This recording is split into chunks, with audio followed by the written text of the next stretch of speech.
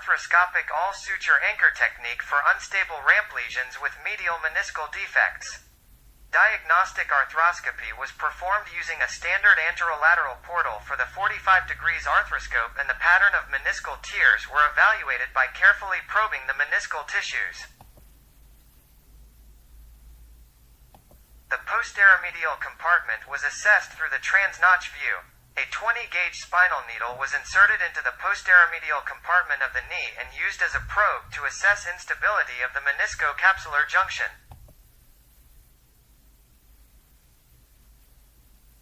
When the menisco-capsular junction was significantly unstable and detached from the posterior edge of the tibial plateau, and the posterior horn of the medial meniscus was associated with a meniscal body defect, we used the all-suture anchor technique from an additional posteromedial portal. The tibial posterior margin cartilage was abraded with a shaver to create bleeding from the subchondral bone and promote healing.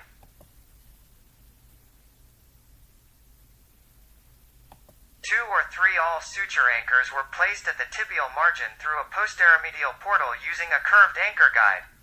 The first anchor was set on the medial side of the medial tibial plateau, far from the posterior root of the medial meniscus, and then toward the lateral side to avoid obstructing the arthroscopic view while working.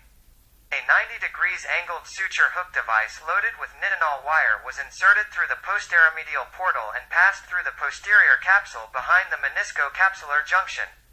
One of the suture tails and the wire of the suture hook were retrieved together from the posteromedial portal, and the suture relay was carried out outside the joint.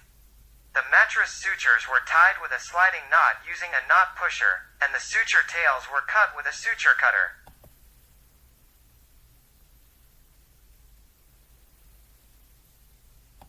This step was repeated for the remaining suture limbs of each anchor.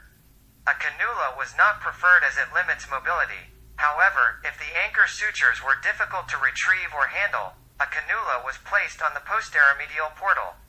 The anchors had to be placed 1 to 2 millimeters anterior to the posterior edge of the tibia, and the suture hook had to penetrate slightly posteriorly to the menisco-capsular junction to restore proper tension on the posterior capsule and increase the stability of the femorotibial joint.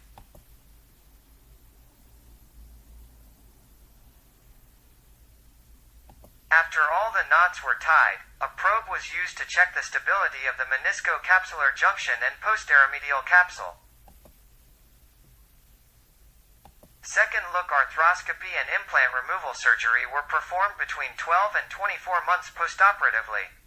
In all cases in which second-look arthroscopy was possible, the menisco-capsular complex was firmly attached to the tibial plateau.